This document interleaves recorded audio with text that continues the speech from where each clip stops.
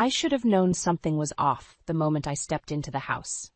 An eerie silence hung in the air, a stark contrast to the usual bickering between my husband Connor and his son Alex. Instinctively, I moved closer to the study, the voices becoming clearer with each step. "It's the perfect solution. She'll never suspect a thing." Connor's muffled tone resonated, laced with an unsettling smugness. My heart raced as I pressed my ear against the door, Alex's voice joining the sinister exchange. "You're certain this poison will work gradually? I don't want her dying too quickly before we can access those assets." I gasped, clapping a hand over my mouth to muffle the sound. My mind whirled, struggling to process the unthinkable words they had uttered, a heinous plot against my very life. The doorknob twisted and I scrambled away, my breath catching in my throat as Connor emerged. His eyes narrowed slightly at my presence before a sickening smile stretched across his lips. "There you are, dear. Alex and I were just discussing some business matters." Lies dripped from his forked tongue like venom as Alex slinked out behind him, his reptilian gaze sizing me up like a prize to be claimed. "Is everything all right?" Connor asked with feigned concern, placing a clammy hand on my shoulder. "You look a tad pale." I swallowed hard, mustering every ounce of composure to disguise the maelstrom of emotions raging within me. Fear, anger, disbelief, they swirled together in a toxic concoction, threatening to spill over with the slightest provocation. "I'm fine," I lied through gritted teeth, offering a tight-lipped smile that concealed the churning turmoil. "Just feeling a bit lightheaded, that's all." Connor's brow furrowed with mock worry as he ushered me towards the kitchen. "Why don't you sit down and have some water? I'll whip up something for you to eat." The hairs on the back of my neck stood on end as his words took on an insidious new meaning. Was this the beginning of their twisted scheme? Would they truly stoop so low as to poison me, their own family, for financial gain? I watched in tense silence as Connor busied himself at the counter, his movements almost mocking in their nonchalance. A glance towards Alex revealed his eyes fixated on me, a sinister glint dancing within their depths like a predator eyeing its defenseless prey.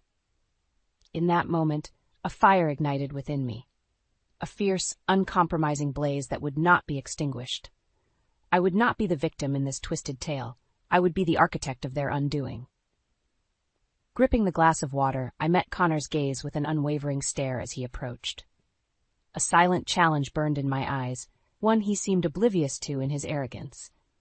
"Drink up, sweetheart," he cooed, that sickening smile never faltering. "You'll be feeling better in no time." As I raised the glass to my lips, a single thought crystallized with resolute clarity. If it was war they wanted, it was war they would get, and I would show no mercy in dismantling their vile scheme piece by wretched piece until justice and retribution were finally served. In the days that followed, I became a silent observer, my ears pricked for any shred of information that could aid my cause. Connor and Alex seemed to carry on as usual, their facade of normalcy only strengthening my resolve. It was Eva, my dearest friend, who provided the first glimmer of hope. Over coffee one afternoon, I finally confided in her about the harrowing conversation I'd overheard, the words tumbling out in a torrent of anger and disbelief. Her eyes widened with horror, but her resolve never wavered. "We need to gather evidence, Lila, build an airtight case against those snakes." I nodded, the first twinges of purpose igniting within me. Eva was right. I couldn't simply confront them without proof. I needed ammunition, and I needed it fast. That evening, I took stock of our finances with renewed scrutiny. Missing funds, suspicious transactions, hidden debts, the trail of deceit woven by Connor and Alex gradually revealed itself bit by bit. "You seem awfully focused on those statements," Connor remarked over dinner, his tone laced with artificial nonchalance. "Anything interesting?" I met his gaze levelly, unwilling to betray the hatred simmering beneath the surface. "Just doing a little financial housekeeping." His brows rose in mock surprise before he shrugged, returning his attention to the meal before him, the very picture of apathy towards my growing suspicion. In the ensuing weeks, I became a master of deception, feigning illness while meticulously cataloging every illicit transaction, every underhanded move made by those snakes.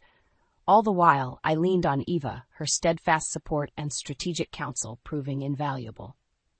"We're getting closer," she assured me one evening as we pored over the mounting evidence. Soon, we'll have everything we need to bring them down. Connor's smug indifference only added fuel to the fire burning within me.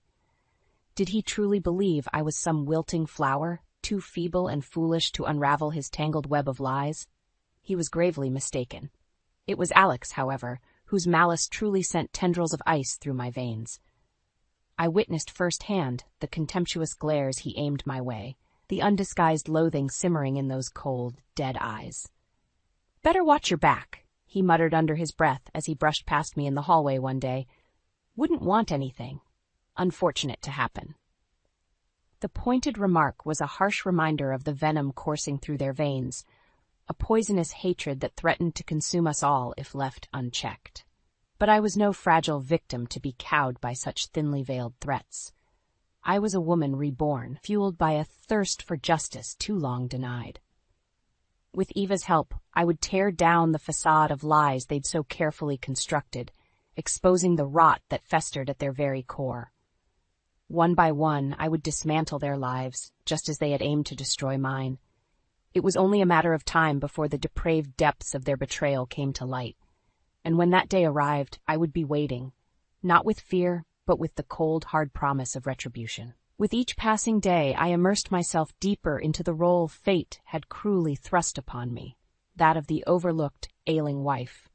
It became a twisted charade, one that allowed me to secretly advance my plans while flying completely under Connor and Alex's radar.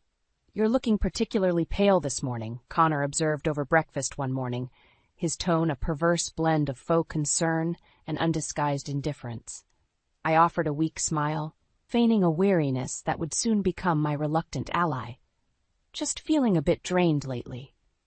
His gaze drifted back to his plate with a dismissive shrug. "Well, you'd better rest up. We've got the Benson event this weekend, and I can't have you embarrassing me in front of potential clients." The words oozed with thinly veiled condescension, but I bit back the torrent of rage bubbling within me. Antagonizing him would only undermine the delicate fiction I was so carefully crafting.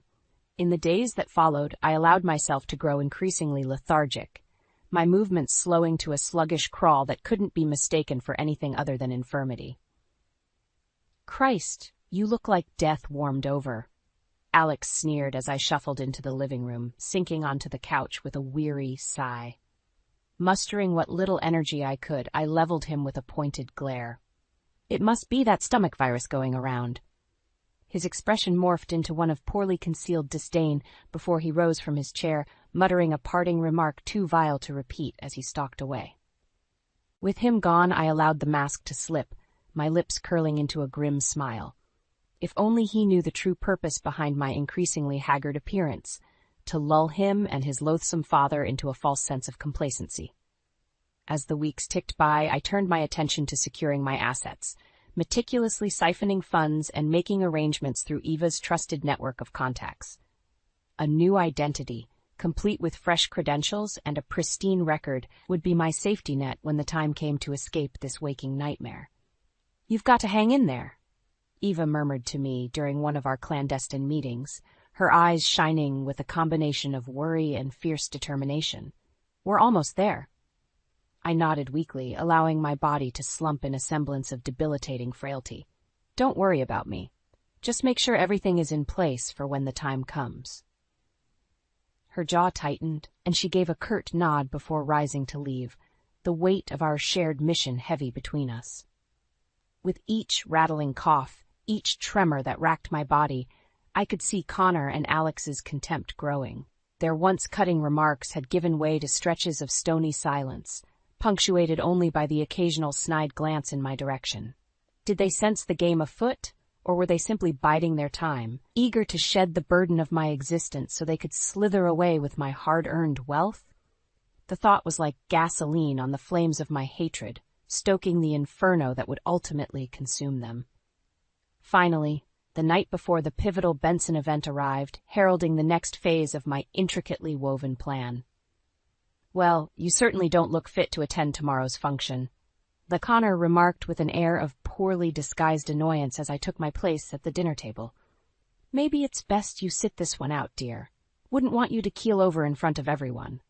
His lips curved into a serpentine smile. dark amusement dancing in his beady eyes. I allowed my gaze to drift away, feigning a weary capitulation that he no doubt interpreted as weakness. Little did he know, it was the calm before the storm.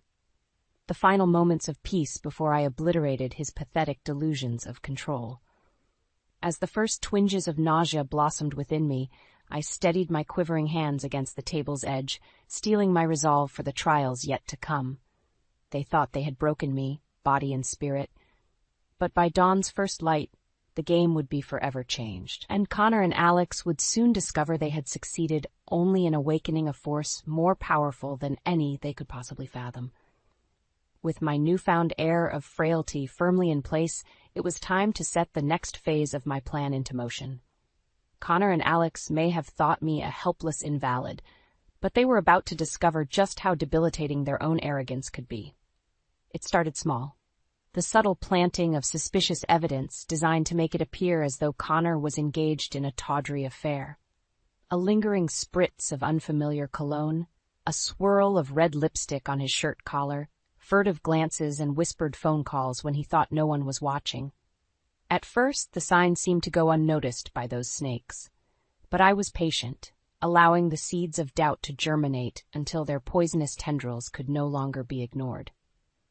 It was Alex who finally confronted his father, his anger boiling over during a heated argument one evening. "Who is she?" he snarled, slamming his fist on the table with a force that made me start. "Don't even try to deny it. I've seen the evidence."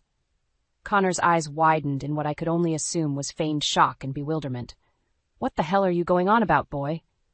The lipstick stains, the hushed phone calls.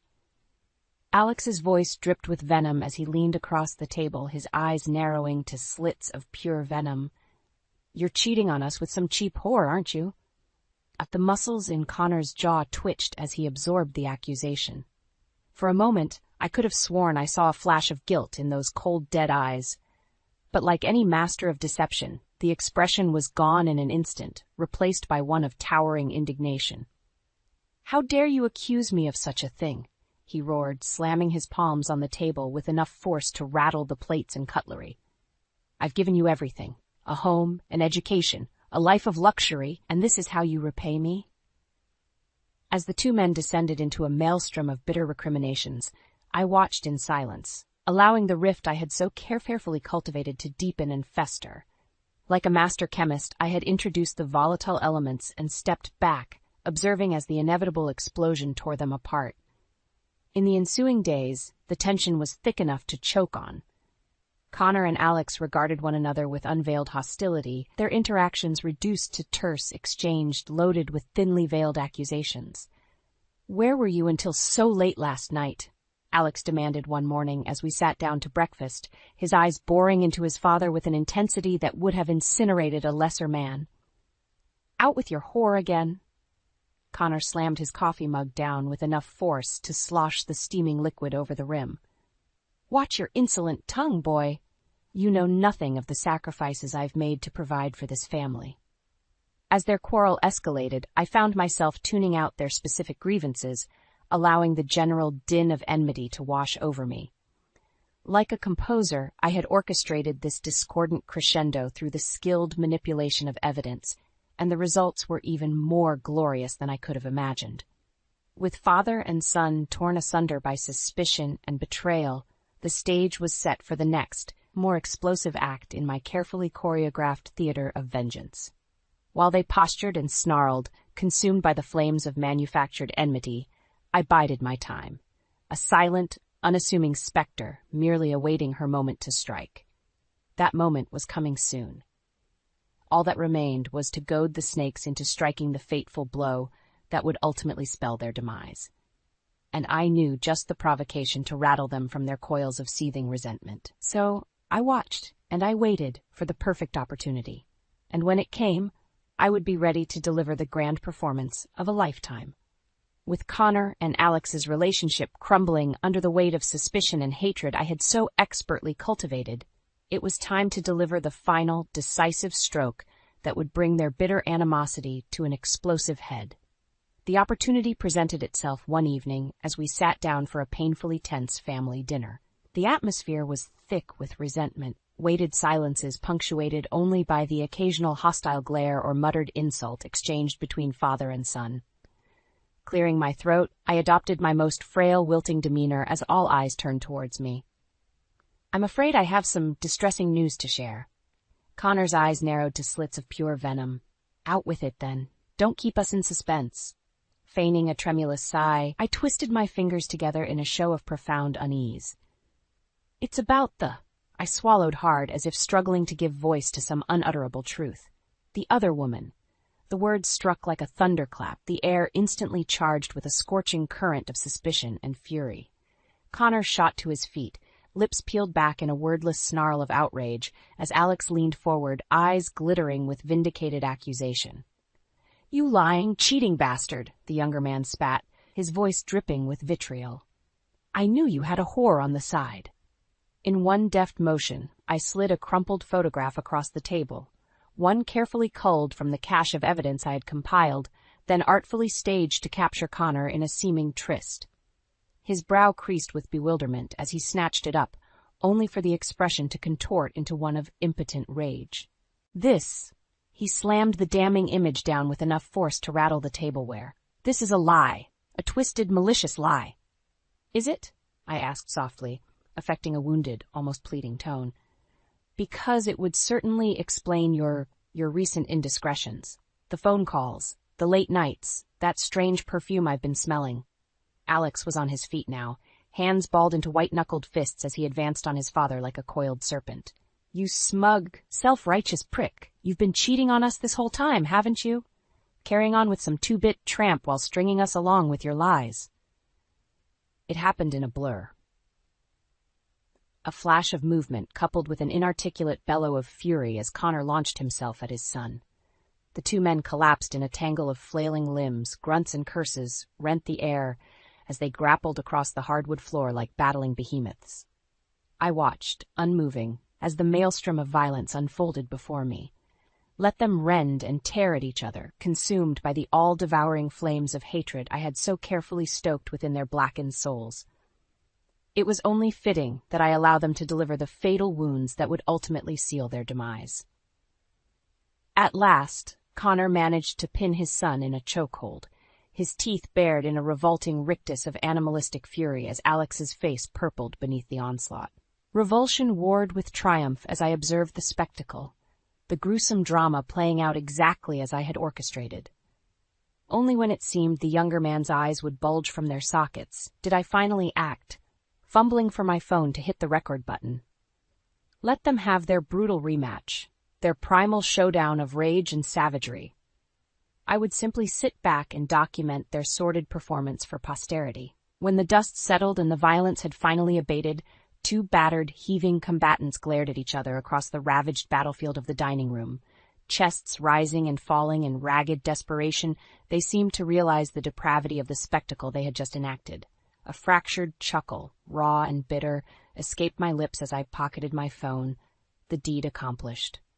"Well," I said, my voice steady, despite the turmoil whirling within me like a cyclone of long-suppressed fury. "I'd say the two of you have given me plenty of reasons to revise my will, haven't you?" As their eyes met mine, I saw the first flicker of uncertainty creep across their brutish features. Let them wonder, I thought with grim satisfaction. The game was truly afoot, and there would be no winners, only survivors. In the aftermath of Connor and Alex's explosive clash, a pall of uneasy silence hung over the house like a suffocating shroud. The two snakes seemed chastened in the wake of their primal outburst, slinking through the halls with furtive unease as I remained a specter on the periphery, watching, waiting. It was time to deliver the next punishing volley in my intricately orchestrated downfall. With Eva's assistance, I had already put the necessary pieces in motion to bring this whole sordid affair to its inevitable, karmic conclusion. The first salvo came in the form of an urgent summons from Dr. Harris, our longtime family physician. I arrived at his office feigning a mask of profound frailty, clutching Eva's arm for support as I shuffled inside like a woman treading the precipice of oblivion. "Ah, Lila," the doctor murmured, rising to greet me with solicitous concern etched into his weathered features. "I'm afraid the test results aren't good." My eyes widened with a pantomime of innocent alarm. "What do you mean? What's wrong?" Dr. Harris shook his head, expression grave. "It would appear your condition is more advanced than we initially feared. I'm so very sorry, my dear." The words hung in the air like a stifling miasma weighted with unspoken implications too terrible to fully grasp. Beside me, Eva sagged against my shoulder, overcome with exaggerated emotion as I struggled to maintain my composure. It was all an intricate fiction, of course, a carefully constructed narrative designed to lure Connor and Alex into a state of utterly disarming vulnerability before delivering the coup de grace. Still, I could not resist a flicker of dark satisfaction at the evident torment contorting the doctor's features. Let him marinate in the guilt and misery for now. Soon enough he would learn I had merely engaged him as an unwitting actor in my grand theater of retribution. When Connor and Alex were finally summoned to the office under the pretense of being briefed on my condition, their reactions were a study in callous indifference. While Eva openly wept beside me, their faces remained chiseled masks of stony impassivity, utterly devoid of anything resembling human compassion or empathy. "Well?" Connor prompted, his tone brusque and impatient as he leveled Dr. Harris with an expectant stare. "What's the prognosis, Doc? Out with it." The doctor sighed, rubbing his temples in a show of soul-deep weariness. "I'm afraid the situation is quite dire. The tests indicate that Lila's condition is terminal and progressing far more rapidly than we could have anticipated." A weighted pause lingered in the air as I observed Connor and Alex through shuttered lashes, desperate to drink in their reactions. To my dismay, however, they remained as unreadable and impassive as carved granite monoliths, their expressions utterly inscrutable. Until, that is, the moment I spoke the words that would ultimately shatter their smug facades of indifference. "Given the circumstances," I said, my voice a tremulous whisper that still managed to command the room's attention, "I've decided to amend my will, effective immediately." Connor's head whipped towards me, eyes narrowing to serpentine slits of pure avarice. "Oh, and just what changes did you have in mind, dear?" A tremulous exhalation, punctuated by a sickly, bone-rattling cough that doubled me over, draining what little color remained from my ashen features. When I finally straightened, clutching Eva's arm for support, a muscle twitched in the hinge of Connor's jaw, the barest flickering betrayal of the disquiet roiling within him. "My entire estate," my gaze drifted across them with pointed finality, "is to be awarded to the Wilkinson Charitable Foundation upon my death." The silence that followed was deafening, cavernous, charged with a tension so palpable it seemed to suck the very air from the room. I watched in morbid fascination as the blood drained from Connor and Alex's faces, their complexions taking on the sickly pallor of profound shock. For years they had viewed me as nothing more than a means to an end, a gilded path to wealth and prosperity that could be exploited at their leisure. Now, with the rug so violently swept from beneath their feet, they found themselves disoriented, unmoored, vulnerable, in a way they never could have anticipated. The perfect prelude for my ultimate masterstroke, I mused, savoring their stunned disarray. Just a few more deft maneuvers, and this whole sordid theater would reach its thrilling, cataclysmic climax. In the aftermath of my bombshell revelation regarding the amended will, the atmosphere in our home congealed into a noxious fog of barely contained resentment and desperation. Connor and Alex slunk about the house like feral animals caught in a snare, their movements increasingly erratic and furtive as the days passed. I observed their escalating mania from afar, a silent specter bearing witness as the full weight of their impending loss took root in their blackened psyches. The abuse I had endured, the wounds they had inflicted, all could now be glimpsed in the naked despair marring their once smug countenances. At times their fear and uncertainty would erupt in volcanic paroxysms of unbridled rage, hostile silences shattered by bellowed accusations and furniture-rattling tantrums. When the storms passed, they would inevitably retreat to their respective corners, no doubt scheming new ways to claw back some semblance of control. "You deceitful harpy," Connor raged one morning, slamming his fist on the kitchen counter with enough force to make the plates clatter. "This is your revenge, isn't it? Finally showing your true colors." I met his venom with an impassive stare, my pallid features betraying no reaction as he stalked around the island towards me. Up close, the desperation clinging to his scent was suffocating, underpinned by the sourness of stale whiskey and bitter perspiration. Without a word, I turned and shuffled from the room, every ounce of effort channeled into maintaining my aura of haggard frailty. Let him rage and bluster all he liked. I was beyond the reach of his pitiful intimidation tactics. As my supposed condition appeared to deteriorate further in the ensuing days, Connor and Alex grew only more monstrous in their behavior. Objects were hurled, obscenities screamed with unrestrained virulence. Through it all, Eva remained my steadfast ally, her comforting presence and wise counsel serving as an invaluable bulwark against the maelstrom of toxicity swirling around us. "Stay the course," she murmured one evening as we huddled in the guest room, the muffled shouts of yet another father-son altercation raging beyond the door. "They're coming undone, Lila. You can see it in their eyes." I could indeed, and the realization flooded me with a perverse sort of gratification. For all their feigned indifference and callous disdain, they were merely rapacious vermin scurrying after the crumbs of my hard-earned fortune. Now that the prize had been snatched from their grasping claws, their true wretched natures were being laid bare. It seemed Connor and Alex would stop at nothing to reclaim their coveted windfall, no path too depraved or unethical to traverse. I lost track of the shady associates who began slinking through our doorway at all hours, the heated exchanges punctuated by furtive glances in my direction. At the heart of their desperate scheming, I could see the festering seed of avarice warring with something even more primal, an insatiable, animalistic hunger to reassert their dominance through whatever twisted means necessary. On more than one occasion, I returned from a trip out with Eva to find evidence that they had been rummaging through my affairs, desperation overriding any semblance of discretion.